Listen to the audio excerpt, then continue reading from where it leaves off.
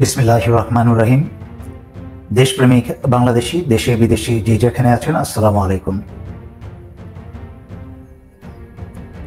মাত্র হাজার হাজার ছাত্রছাত্রী জনতার রক্তের বিনিময়ে আমরা যখন ভারতের চাকরানি স্বৈরাচারী শেখ হাসিনাকে বিদায় করেছি, তার পরপরই ভারত ইচ্ছাকৃতভাবে সকল বাঁধ খুলে দিয়ে বাংলাদেশের মানুষকে বন্যার পানিতে ডুবিয়ে মারছে এবং এর মাধ্যমে ভারত বাংলাদেশের বিরুদ্ধে যুদ্ধ ঘোষণা করেছে। কিন্তু বন্যার পানি দিয়ে আর অন্যান্য ষড়যন্ত্রের মাধ্যমে বাংলাদেশিদের আর ভয় দেখিয়ে লাভ নেই, কারণ বাংলাদেশিরা মাথা উঁচু করে, বুক উঁচু করে দাঁড়িয়ে দেশের জন্য জীবন দিতে শিখেছে। শুধু তাই নয়, বাংলাদেশিরা শিখে গেছে কি করে যে কোনো ঘটনায় সমগ্র জাতি দেশ রক্ষায়, জাতি রক্ষায় একত্র হয়ে যেতে পারে। তাই ভারত গত 53 বছর ধরে ভারত থেকে আসা বাংলাদেশের ভিতরে প্রবেশ করা 54টি নদীর মাঝে 3000 বাদ দিয়ে তারা নদী শাসন করছে না, তারা বাংলাদেশকে শাসন করে আসছিল। কিন্তু সেই শাসনের দিন অবসান হয়ে এসেছে।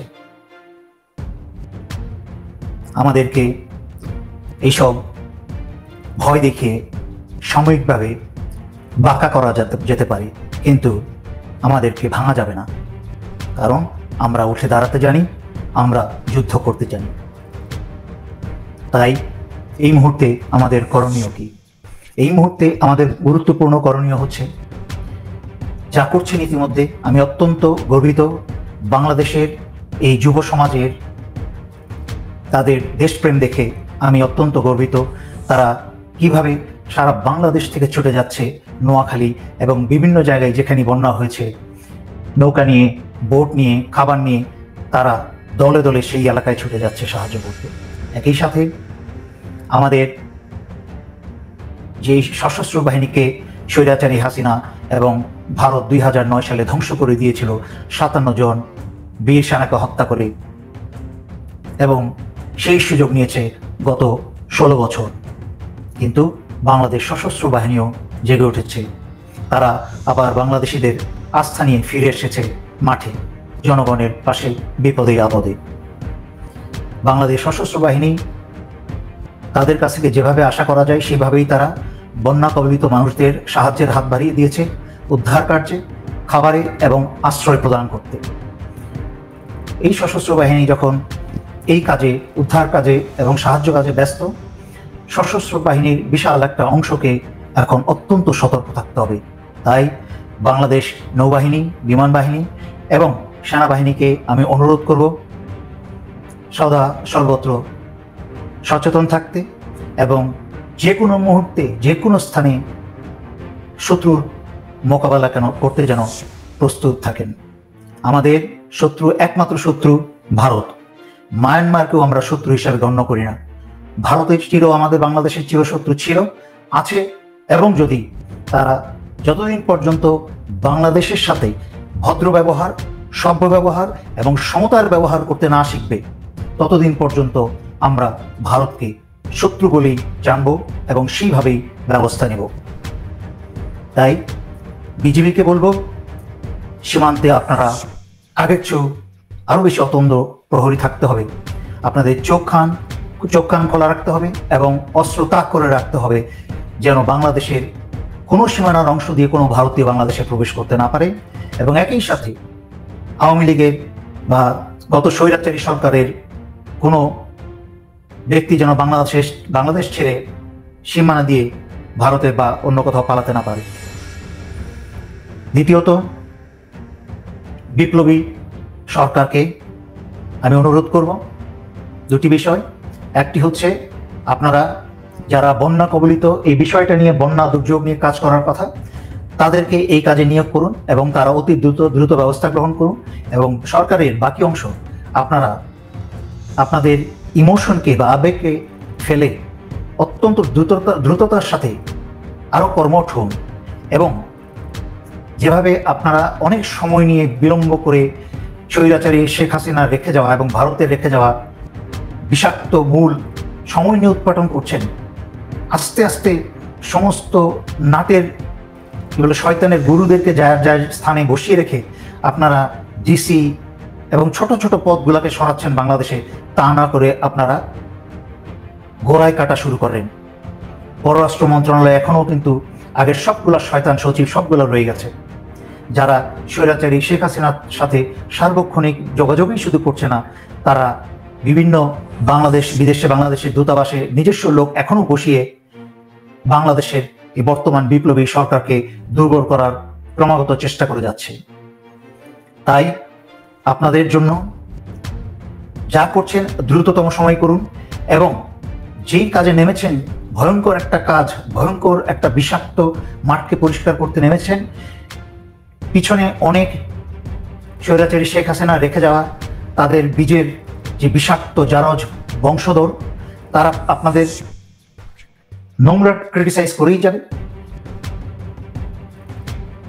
গঠনমূলক সমালোচনা বা আপনাদের ভুল দেখিয়ে দিয়ে সমালোচনা করা ঠিক আছে, সেটা করতেই হবে, এটা একটা সুন্দর দেশ গড়ার একটা প্রক্রিয়া। কিন্তু যারা আপনাদেরকে আঘাত করে দুর্বল করে দিতে চাইছে, আপনাদেরকে যারা আবেগী করে দিতে চাইছে, আপনাদেরকে শক্ত থাকতে হবে। আমি জানি যারা যারা এখানে বসেছেন, দুই একজন ছাড়া কারোরই পূর্ব অভিজ্ঞতা নেই এই ধরনের শক্ত অ্যাডমিনিস্ট্রেশন চালানো, এক্সিকিউটিভ কোনো অর্ডার দেওয়া বা কোনো শক্ত ভূমিকা পালন করা। কারণ বাংলাদেশের এই বর্তমান সময় বাংলাদেশের অতীত যে কোনো সময়ের চেয়ে নাজুক, তাই এটা সহজ ব্যাপার নয়। কিন্তু আপনারা গর্বিত হন যে এই জাতি, এই বিপ্লবী সমাজ আপনাদেরকে বিশ্বাস করে সেই দায়িত্ব হস্তান্তর করেছেন। সুতরাং সেই গর্ব বুকে ধরে, সেই আস্থা এবং বিশ্বাস বুকে ধরে আপনারা দ্রুততার সাথে দেশ গঠনে, প্রথমে স্বৈরাচারী এবং ভারতের বিষমুক্ত করতে, তারপরে দেশ গঠনে আপনারা সক্রিয়ভাবে অত্যন্ত দ্রুততার সাথে কাজ করে যান। সময় নষ্ট করার সময় কিন্তু আমাদের নেই। আপনি একটু সময় নষ্ট করবেন, আরো 10টা বিষাক্ত সাপ এসে আপনাদের চারিদিকে ঘিরে ধরবে। বিপ্লবী ছাত্র, আমি তোমাদের উদ্দেশ্যে বলছি, মনে রেখো, ভারত এই 1,500 ছাত্রছাত্রী হত্যা করে আরো লক্ষ লক্ষ দেশপ্রেমিক ছাত্রছাত্রীর সৃষ্টি করেছে। ভারত এবং স্বৈরাচারী শেখ হাসিনা এক আবরারকে হত্যা করেছে, বাংলাদেশে হাজার হাজার আবরারের জন্ম হয়েছে। এক মেজর সিনহাকে হত্যা করেছে, আরো শত শত মেজর সিনহার জন্ম হয়েছে। আমার পিছনে যেই বন্যায় ডুবে যাচ্ছিল যেই শিশুটির চোখের দিকে তাকিয়ে দেখেন, এই শিশুগুলিই হবে একদিন আবরার, এই শিশুগুলিই হবে একদিন মেজর সিনহা। এইসব শিশুরা এই অল্প বয়স থেকে দুর্যোগে পানির থেকে বেঁচে উঠে এই বাংলাদেশের দায়ভার, বাংলাদেশের দায়িত্ব, বাংলাদেশের স্বাধীনতা, বাংলাদেশের সার্বভৌমত্ব তারা রক্ষা করবে ইনশাআল্লাহ। তাই আমাদের পিছনে ফেরার সময় এখন নেই। আমি আজকেই শুনছিলাম উপদেষ্টা রিজওয়ানা, উনি একটা কথা বলছিলেন, আমি শুধুমাত্র একটু আপনাদেরকে কারেকশন দিই। দয়া করে উপদেষ্টারা যারা এখন থেকে কথা বলবেন, মাথা উঁচু করে, বুক উঁচু করে, সাহস নিয়ে কথা বলবেন। ভারতের কোনো তোয়াক্কা করে কথা বলবেন না। তাদেরকে একদম সাদাকে সাদা বলবেন, কালোকে কালো বলবেন। আপনারা মিনমিন করে কথা বলা বন্ধ করে দিন। আপনি বলেছেন যে প্রয়োজনে আরো চুক্তি সম্পাদন করা হবে। কিসের চুক্তি? ভারতের সাথে ভবিষ্যতে আর কোনো চুক্তি হবে। ভারতের সাথে স্বৈরাচারী শেখ হাসিনা গত 15-16 বছরে যত চুক্তি করেছে, সমস্ত চুক্তিকে অত্যন্ত দ্রুততার সাথে বাতিল করুন। প্রত্যেকটা চুক্তিরই একটা চুক্তি বাতিল করার ক্লজ থাকে পৃথিবীতে, যে কোনো চুক্তিতে। সাধারণ একটা এমপ্লয়িকে যখন চাকরি দেওয়া হয়, সেখানেও একটা ক্লজ থাকে যে এমপ্লয়ি যদি নিজে থেকে চলে যেতে চায়, তাকে 2 সপ্তাহের একটা নোটিশ দিতে হবে, অথবা কোম্পানি যদি তাকে বিদায় করে দিতে চায়, সেই কোম্পানিকেও তাকে সেইভাবে একটা ব্যবস্থা আছে। মানে আমি একটা উদাহরণ দিচ্ছি। আবার যে কোনো পর্যায়ে একটা থাকে যে কেউ যদি কোনো ক্লজ ভঙ্গ করে, সেই ক্ষেত্রেও চুক্তি বাতিল হয়ে যায়। সবচেয়ে বড় কথা, গত 15 বছরে স্বৈরাচারী শেখ হাসিনা ভারতের সাথে যত চুক্তি করেছে, সেই স্বৈরাচারী শেখ হাসিনা পতনের সাথে সাথে এবং সেই অবৈধ সংসদ বাতিলের সাথে সাথে সকল চুক্তি অটোমেটিক্যালি বাতিল হয়ে গেছে।